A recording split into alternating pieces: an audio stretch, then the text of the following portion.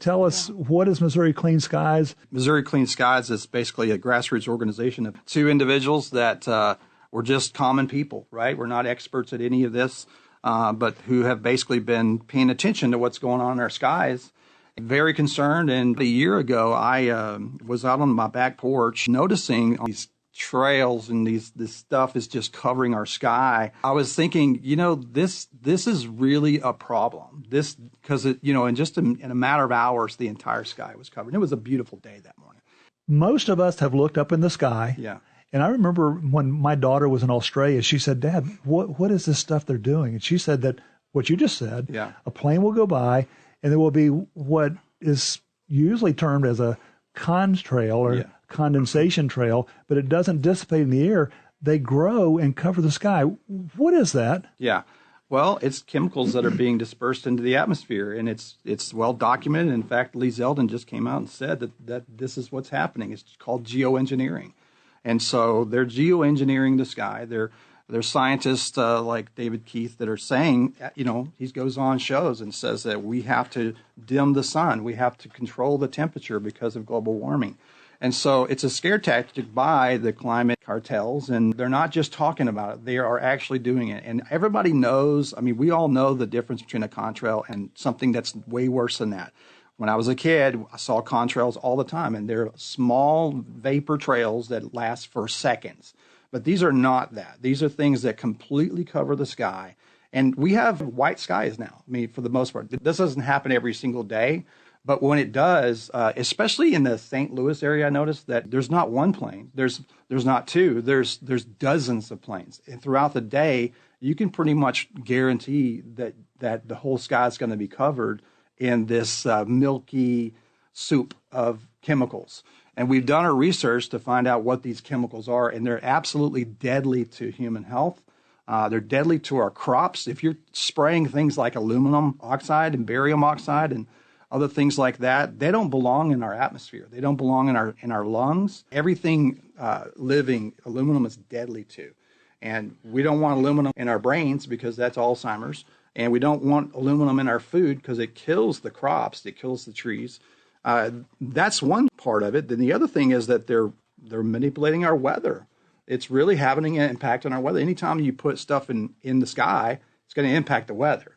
Things that don't belong up there.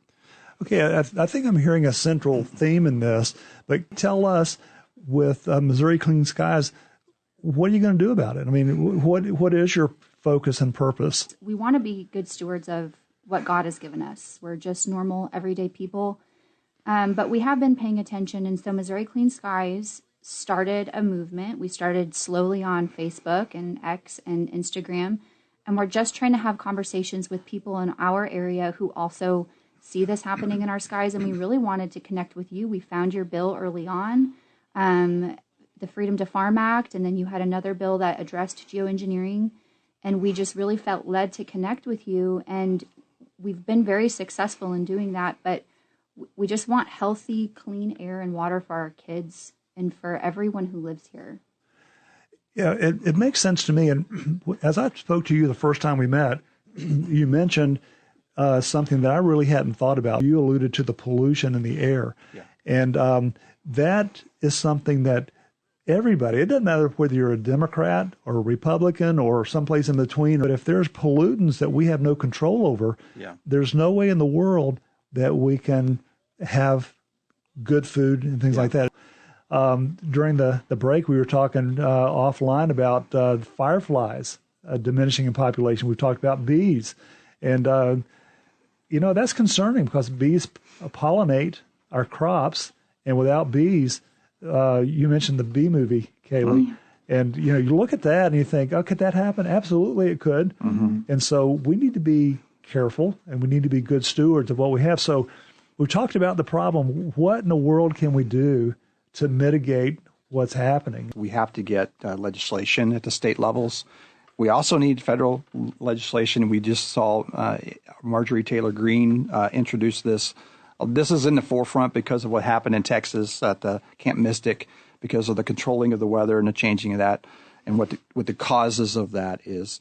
And so we must get legislation, because what happens in the state level is if we don't have legislation to address this, we automatically get the federal policy. And the federal policy is the UN policy, the globalist policy. And they're the ones that are behind this with the scientists at the global level.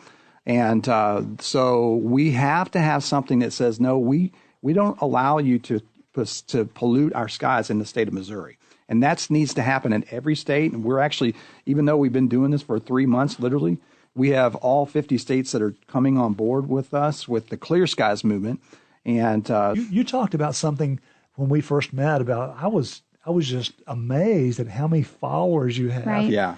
Yeah, so we're not advertising. And again, God is leading this movement. We would not be doing any of this if God had not put it on our hearts. And he has blessed us with 33,000 followers on Facebook. We're growing slowly on Instagram. We have an X account, and we've put together a website because we're interested in truth. It's not even an insult anymore when people say a tinfoil hat. It's just, we're just normal people who want to make a change in our state. We have no interest in things that are untrue. We have no time for that. And so the response on social media has been incredible. And then we've also been blessed because God has put us in a path with people who have been in this fight for 10, 15, 25 years, who don't know each other, and we're communicating with, we're in communication with Steve Jarvis. He's a farmer out of Idaho. He's really been talking about this on social media a lot. He's in the Maha Coalition. We're really proud of that partnership. We've partnered with a man named Sergey Brown. He's leading the fight in all 50 states. He's got the Clear Skies movement on X. Mm-hmm. And we have people reaching out to Missouri Clean Skies, I believe, because the Lord has put a favor on what we're trying to do and asking us how they can do this in their state as well. I'm impressed because usually groups like yours doesn't just skyrocket like that. I mean, I know that there have been a couple of legislators, at least in Missouri, right. And I'm just going to call a few names here. You might recognize them. Nick Schroer. Yep. He's in line with this, and he's advocating for some changes in Missouri. Steve Jordan from the Cape Girardeau area. There may be others, and I could be missing a few if you want to fill in the gaps if you have them. Mm-hmm. But here's what we need, folks. We need you to become educated about what the problem is. Look up in the sky and pay attention to what is up there, because there are days, as you mentioned, they're clear. I remember probably 2 or 3 years ago, I was out standing on the driveway and looking up, and there was several jets that had passed over, and you see the clouds just growing and growing. So I took 30-minute photos, or a photo every 30 minutes. They were being pushed towards Springfield. Mm-hmm. And I thought, I wonder what's going on there. What is the purpose? And I didn't know as much as I probably should have then, but I'm learning more. I'm grateful that you're in this particular fight too, because there is a problem. And there has been corroborated now at many different levels. They're now admitting they're doing it. Yeah. And so we've got to have some movement to oppose it. And I believe we're growing in that, even in the legislature. I want to go back a little bit to the dangers of all this. And there's some other elements that we discussed offline about how they kind of fit in with this. And it's disconcerting, causing fires, floods. Yeah. There are going to be people say, you're got to be kidding me. That's not happening. Mm-hmm. Well, there is proof in the pudding, it seems like. Tell us more. There's a congressional policy from 1976, and if we do not have policy in our states to protect us from weather manipulation and geoengineering, the federal government is functioning in a perfectly legal capacity over our skies and also not being entirely transparent about it. So this is happening, and by default, we're getting that policy. And, we didn't vote for this. What is a nation that cannot protect their skies? And whether you believe that this is God's earth or that you believe this is just nature, man should not interfere with Earth's natural systems. There's so many unknowns in this, but we really believe that these are God's skies and his soil. And if we steward his earth well, he'll provide us the rain we need. Okay, that brings to mind, we've been talking about water in Missouri and how precious the commodity is. And so what if my farm is dry and I can get a cloud seeder to come in and say, I can make it rain right over your farm? Why not do it? I mean, I need the water. So what if there's a little bit of pollution? Is it going to kill me right away? Probably not. Yeah. So what's the danger? Well, I'm originally from Texas, and so Camp Mystic comes to mind when I hear that, because that's what they've done. You're talking over about there. the Guadalupe River, right, Camp Mystic, right on the Guadalupe River in Yeah. Kerrville. That's just only an hour from where I lived. And I've been on the Guadalupe many times. And when things happen like that, we have to look at all the factors. These things are manipulating our weather patterns, and any effect on that could have consequences. And number one, the pollutants alone is enough to say no to that. But the fact that they're changing our weather and possibly most likely causing these storms to happen and intensify, that's unacceptable. Is this stuff mixed with the jet fuel, or is it a natural occurrence of jet exhaust in the stratosphere? Well, that's a debate that's going on at the federal level. RFK Jr. mentioned that recently, that DARPA told him that that's what the case was. But my take is that it's not. Now, we need to research more on that. But if it is aluminum and barium and all these metals, right? I talked to my brother-in-law, who happens to be in the aviation business as a mechanic and an inspector for the FAA. He's been that way. He's been in the business for 40 years. I asked him point blank, can you put that stuff in the fuel? He said, absolutely not. No way. The engine would cease. If you put these heavy metals, even though they're aerosolized, you cannot run an engine with these things in there. So that is a topic of discussion, but I say no. Folks, you can clearly see, I hope, that there is a problem. When you see the skies changing unnaturally, and it is unnatural, it's man-made, something's going on, and we need to see what we can do to put a stop to it, especially if it's polluting our atmosphere. What effect and authority does the state law have on federal activities? Well, if you think of the 10th Amendment, and it reads, in paraphrase, the authority not given specifically to the federal government is left to the state, and that's where the state must take action. And here's the problem I see: legislator friends of mine and colleagues don't want to push back against the feds, and the reason is we get federal dollars, which is not the best argument. It's not an argument at all, in my opinion. If the states won't stand on its own two legs and exercise the authority that we've been given by the Constitution, then we're going to be railroaded and we're going to be just steamrolled, and we can't allow that to happen. So, folks, this is why it's important that you pay attention to this stuff. Another question sent in by the talk and text line is, what organization is doing the seeding, we're talking about cloud seeding, and what government agency authorized it? So there's different agencies that are private agencies that are cloud seeding, and we've seen that with Rainmaker. That's been all over social media recently. But I think the question that they're looking to have answered is who's above us in the big planes turning our skies white. And that is, it's NASA and NOAA and the Department of Defense. And there's 14 federal agencies that are all a part of this global governance research program. And so the funding is tied together. There's a lot of interest in climate change and global warming, and so that's what's pumping these agencies full. But the big emphasis is on the word research, and what I'd like our listeners to know is that we are the research. The word research brings to mind scientists in a lab with popsicle sticks and beakers. The planes in the sky spraying the metals, spraying these aerosolized components over us, we become the research. Can I just say, too, that the congressionally mandated research plan and initial research governance framework related to solar radiation modification, that was from the Biden administration in June 2023. So we're not just talking about this. We're actually coming with the receipts here. Also, last night on the Benny show, Lee Zeldin from the EPA confirmed that this is happening. He said, quote, geoengineering is a real thing, and it's being funded by the government. Mm-hmm. And so it's the cat's out of the bag. We can't, no more denying that this is happening. Mm-hmm. So I was just thinking, we talked, and I think that some of this was on your comments about how long this has been being done. I remember seeing when I first started looking at this stuff a few years ago that back in the 40s, there was actually a patent for rain making. Yes. And if I'm not mistaken, some of this technology was used during the Vietnam War to create monsoons. Yes. And so it can be done. It is being done. And so I think it's something that clearly is happening. I'm thinking of the documentary called The Dimming. Yes. That's a long production, but I encourage you to look up The Dimming. It's spelled Dimming.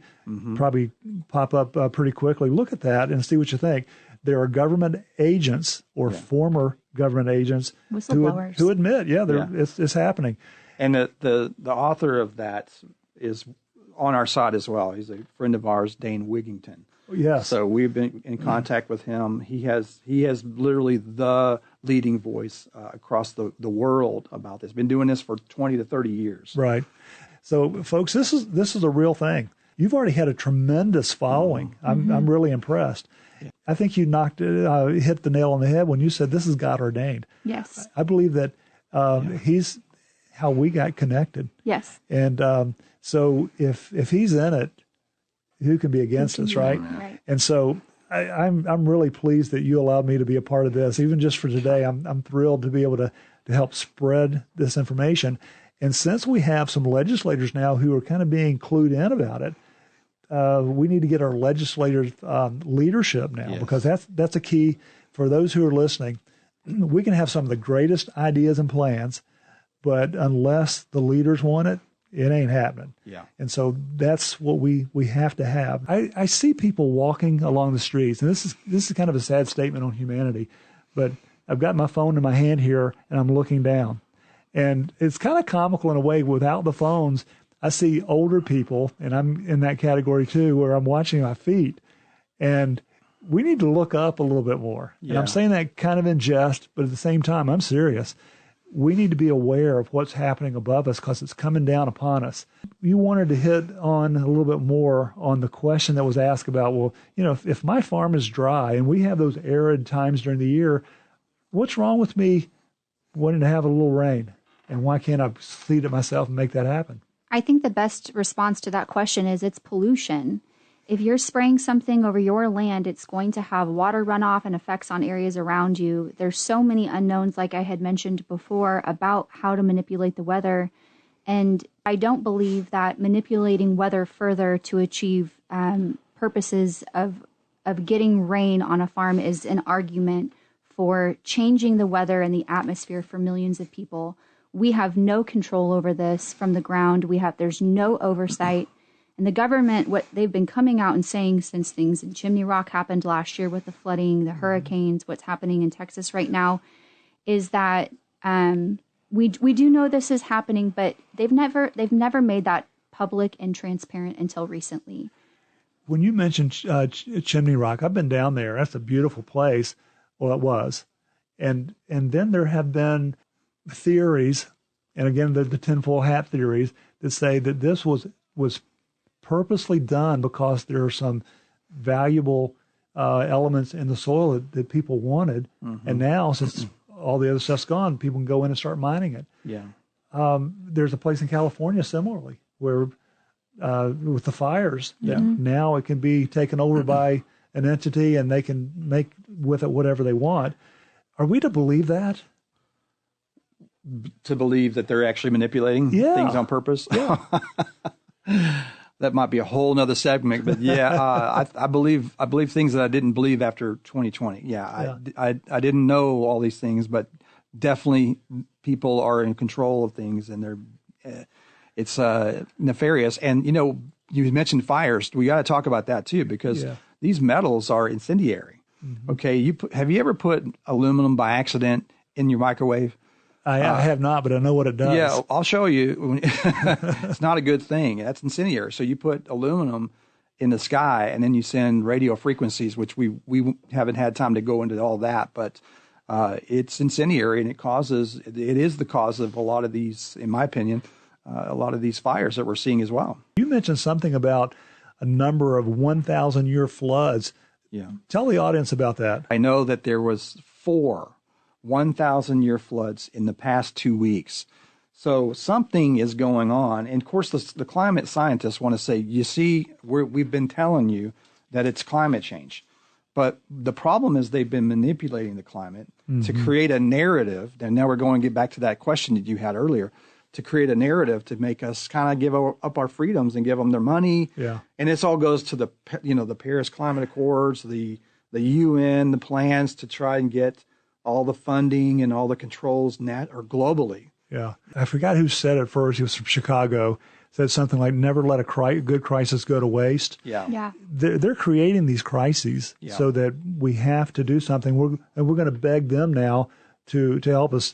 A listener text in, the reason they call it climate change is because they changed the climate. Exactly. And it is unnatural. Exactly. Yeah. And so we've got to put a stop to it. Yeah. Legislation is one option. Well, it isn't a mandatory thing because we're going to have the federal government come down. If we don't do something about it to protect our own interest here in the state, they'll come down and then we'll just bow to them to do that. Tell us, before we run out of time here, how can people get involved? Well, we have a website that can link you to our social media networks, and that is mocleanskies.org. We have some resources. We've connected with different people who have been in this field for a long time, and we've linked their information on there too. The big part of this, I think, that we haven't mentioned is we love ag. We love our agriculture. We love our farmers. We believe in what they're doing. We want to protect them. Part of what we're doing is to help them. We want our farmers here in Missouri, especially a big ag state, to have healthy soil. And so all of those resources are linked there. But we're on Missouri Clean Skies Facebook, and we would love if you'd follow us. Well, I'm so glad that you came in. And I know there's one other thing I want to mention, too, because we're going to have expert witnesses fly in. Yes. Yeah. Because we don't know it all, folks. We admit that. Right. And we have to have people who are experts in this area. We want them to come in and help us with information. So during these committee hearings, we'll have them come in. We need money to get this done. And so will you help?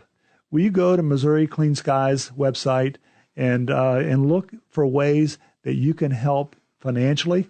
You've been listening to KSGF 104.1. I'm Mike Moon.